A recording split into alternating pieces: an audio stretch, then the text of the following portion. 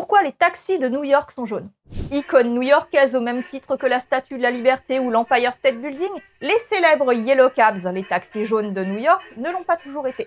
Les premiers taxis automobiles arrivent dans la ville à la fin du 19e siècle et sont électriques. Dans la décennie 1900, c'est jusqu'à 1000 taxis électriques qui sont exploités par l'Electric Vehicle Company. Malheureusement, cet essor sera freiné par un incendie qui détruit 300 de ces taxis en 1907. Combinez ça avec une crise financière et c'est fini pour les taxis électriques à cette époque.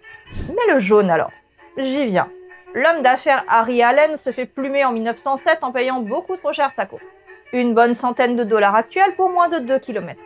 J'imagine qu'il devait avoir de la thune puisque au lieu de juste rage quit le taxi, il fait importer 600 bagnoles de France et créer la New York Taxi Cab Company. Et c'est lui qui fait repeindre les voitures en jaune, cette couleur étant plus visible de loin, augmentant ainsi la sécurité, mais surtout, j'imagine, la profitabilité de son business. Ça pourrait s'arrêter là, mais il y a une autre partie à cette histoire. John Daniel Hertz, oui le mec des voitures de loc, lance sa compagnie de taxi en 1915 à Chicago et lui aussi il avait entendu, ou plutôt lu dans une étude, que le jaune était la couleur la plus visible de loin. Alors forcément, vous connaissez la suite. Implantés dans les grandes villes du pays, ces taxis deviennent peu à peu iconiques.